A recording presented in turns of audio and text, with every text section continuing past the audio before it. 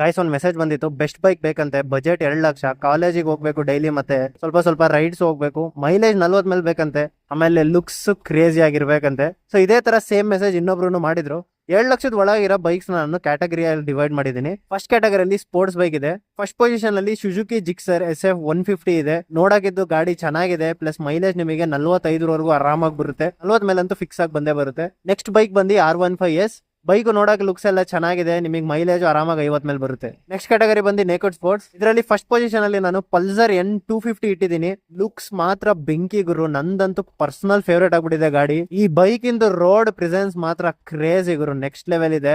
Mileage ನಿಮಗೆ ಆರಾಮಾಗಿ 40 ಮೇಲೆ ಬರುತ್ತೆ, ಪವರ್ ಎಲ್ಲಾನು ತುಂಬಾ ಚೆನ್ನಾಗಿದೆ. ನೆಕ್ಸ್ಟ್ ಬೈಕ್ ಬಂದು NS 200. ಲುಕ್ಸ್ ಮಾತ್ರ ಬೆಂಕಿ ಇದೆ. ಇದರಲ್ಲಿ ಪರ್ಸನಲಿ ನನಗೆ ವೈಟ್ ಕಲರ್ ಅಲ್ಲಿ ತುಂಬಾ ಇಷ್ಟ ಆಗುತ್ತೆ. ನಿಮ್ ಬಜೆಟ್ ಒಳಗೆ ಆರಾಮಾಗಿ ಸಿಗುತ್ತೆ, ಪವರ್ ಎಲ್ಲಾನು ತುಂಬಾ ಚೆನ್ನಾಗಿದೆ. ಆದ್ರೆ ಮೈಲೇಜ್ ಅಲ್ಲಿ ನೀವು ಸ್ವಲ್ಪ ಕಾಂಪ್ರಮೈಸ್ ಮಾಡಬೇಕು, ಮೈಲೇಜ್ 35+ ಬರುತ್ತೆ.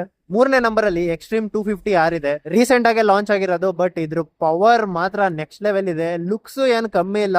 ಪರ್ಸನಲಿ ಇದರಲ್ಲಿ ಬ್ಲಾಕ್ ಕಲರ್ ಒಂದು ಬರುತ್ತೆ, ಅದು ಮಾತ್ರ ನೆಕ್ಸ್ಟ್ ಲೆವೆಲ್ ಕಾಣಿಸುತ್ತೆ ಗುರು. ನೆಕ್ಸ್ಟ್ ಬೈಕ್ ಕ್ಯಾಟಗರಿ ಬಂದು ರೆಟ್ರೋ ಬೈಕ್. ಇದರಲ್ಲಿ ಫಸ್ಟ್ ಪೊಸಿಷನ್ ಅಲ್ಲಿ ನಾನು Yamaha XSR 155 ಇಟ್ಟಿದ್ದೀನಿ. ರೀಸೆಂಟ್ ಆಗಿ ಲಾಂಚ್ ಆಗಿರೋದು, ಬಟ್ ಲುಕ್ಸ್ ಮಾತ್ರ ಬೊಂಬಾಟ್ ಆಗಿದೆ. ಮೈಲೇಜ್ ನಿಮಗೆ 50 ಮೇಲೆ ಕಣ್ಣು ಮುಚ್ಕೊಂಡು ಬರುತ್ತೆ. ಸೆಕೆಂಡ್ ನಂಬರ್ ಅಲ್ಲಿ ಹಂಟರ್ 350 ಇದೆ. ಸೊ ನೀವು ರಾಯಲ್ ಎನ್ಫೀಲ್ಡ್ ಬೈಕ್ ಬೇಕು ಅಂತ ಅನ್ಕೊಂಡಿದ್ರೆ 100 350 ತಗೊಬಹುದು.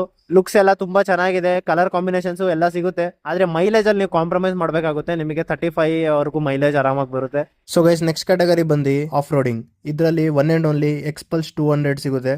ಲುಕ್ಸ್ ಎಲ್ಲ ಚೆನ್ನಾಗಿದೆ, ನೀವು ಆಫ್ ರೋಡಿಂಗ್ ಎಲ್ಲಾನು ಮಾಡ್ಬೋದು, ಕಾಲೇಜಿಗೂ ತಗೊಂಡೋಗ್ಬೋದು. ಆದ್ರೆ ಮೈಲೇಜ್ ನಿಮಗೆ 30 ಇಂದ 35 ಅಷ್ಟೇ ಬರುತ್ತೆ. ಸೊ ಓಕೆ, ಕಾಂಪ್ರಮೈಸ್ ಮಾಡ್ಬೋದು.